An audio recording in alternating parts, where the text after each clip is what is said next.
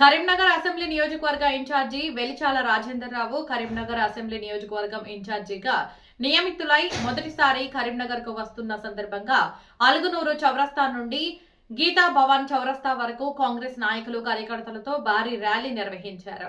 అడుగడుగునా ప్రజల నీరాజనం అందుకున్నారు. కాంగ్రెస్ నాయకులు కార్యకర్తలు గజమాలలతో రాజేందర్ రావును ఘనంగా సత్కరించారు. అనంతరం మీడియా సమావేశంలో కరీంనగర్ అసెంబ్లీ నియోజకవర్గ ఇన్ఛార్జి వెలిచాల రాజేందర్ రావు, సుడా చైర్మన్ కోమటిరెడ్డి నరేందర్ రెడ్డి మాట్లాడుతూ టీఆర్ఎస్ బీజేపీని చిత్తుచిత్తుగా ఓడిస్తాం. కరీంనగర్ నగరపాలక సంస్థపై కాంగ్రెస్ జెండా ఎగరవేస్తాం. కాంగ్రెస్ విజయానికి నాయకులమంతా సమష్టిగా కృషి చేస్తాం. ప్రత్యేక మేనిఫెస్టోతో కరీంనగర్ రూపురేఖల్ని మార్చేస్తాం. అన్ని రంగాల్లో కరీంనగర్ ను అత్యద్భుతంగా తీర్చిదిద్దుతాం. ముఖ్యమంత్రి రేవంత్ రెడ్డి ఇచ్చిన బాధ్యతను సక్రమంగా నెరవేరుస్తామని అన్నారు. ఈ కార్యక్రమంలో ఆరేపల్లి మోహన్, ఆల్ఫోర్స్ నరేందర్ రెడ్డి, కోడూరి సత్యనారాయణ గౌడ్, వైద్యుల అంజన్ కుమార్, కొలగాని అనిల్, ఆకుల నర్మదా, నర్సన్న, రవీందర్ మరియు కాంగ్రెస్ నాయకులు కార్యకర్తలు పాల్గొన్నారు.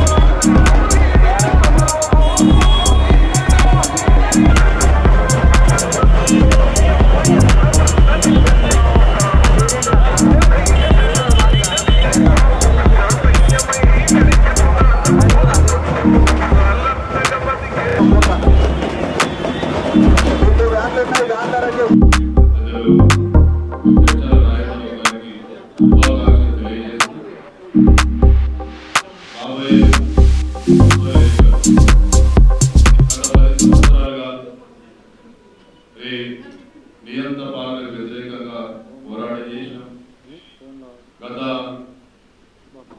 2 సంవత్సరాలుగా అభివృద్ధి సంక్షేమం దిశగా రేవంత్ రెడ్డి గారి నాయకత్వంలో కాంగ్రెస్ ప్రభుత్వం ఎన్నో అనేక అభివృద్ధి సంక్షేమ కార్యక్రమాలు జరిపిస్తూ ఈరోజు ప్రజల్లో మొన్నటి సర్పంచ్ ఎలక్షన్లతో పాటు మరి విజయవంతంగా ముగించడానికి మేమంతా కలిసికట్టుగా పనిచేస్తాం.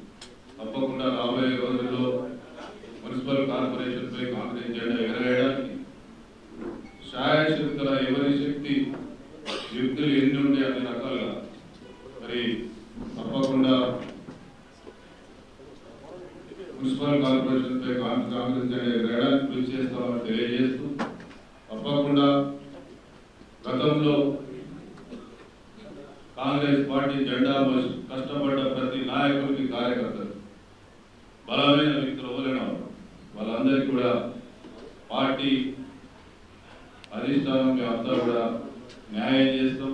తప్పకుండా అందరికీ మరి అన్ని రకాలుగా ఆదుకుంటూ మున్సిపల్ ఎలక్షన్స్ జరుగుతూ ఉంటేనే in the process it self ఆ నోటిఫికేషన్ కూడా ఇష్యూ చేస్తారు అని నిన్న ఆంధ్రజ్యోతిలో హెడ్లైన్ రాసినాడు.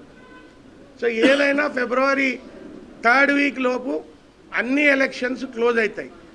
సో మనం ఇప్పుడు మేము సమాయుత్తం అయ్యేది ఏంటి అని అంటే అర్జెంటుగా మున్సిపల్ ఎలక్షన్స్ కానివ్వండి, నాకు ఇచ్చిన బాధ్యత మేరకు కరీంనగర్ అసెంబ్లీ నియోజకవర్గం అన్నారు కాబట్టి 2 మండలాలు కరీంనగర్ మండలం, కొత్తపల్లి మండలం కూడా దీంట్లో భాగం కాబట్టి ఆ 2 మండలాలలో ఉన్న ఎంపీటీసీలు, జడ్పీటీసీలు, ఎంపీపీలు కూడా మా బాధ్యత. కాబట్టి వాటన్నిటికీ ఏదైతుందో మా స్ట్రాటజీ ఎలాగుండాలి, మా ప్లాన్ ఆఫ్ యాక్షన్ ఎలాగుండాలి అని చెప్పి నేటి నుంచి మేము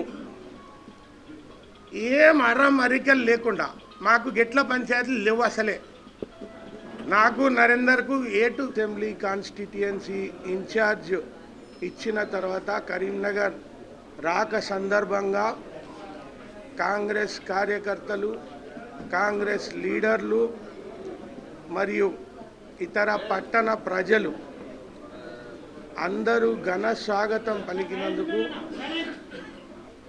నా హృదయపూర్వక ధన్యవాదాలు. మైక్ తీసుకోవాలా కింద ఉన్నది. నా హృదయపూర్వక ధన్యవాదాలు. ఈ ఇన్ఛార్జ్ పదవి గురించి నేను ఒక విషయం చెప్పదలుచుకున్నాను. ఏఐసిసి సెక్రటరీ గారు విశ్వనాథన్, మీనాక్షి నటరాజన్ కింద 2 సెక్రటరీలు ఉంటే ఒక ఆయన విశ్వనాథన్ తమిళనాడు వాస్తవ్యుడు. నన్ను ఒకసారి అడిగినాడు ఇన్ఛార్జ్ అంటే అర్థమైంది అని.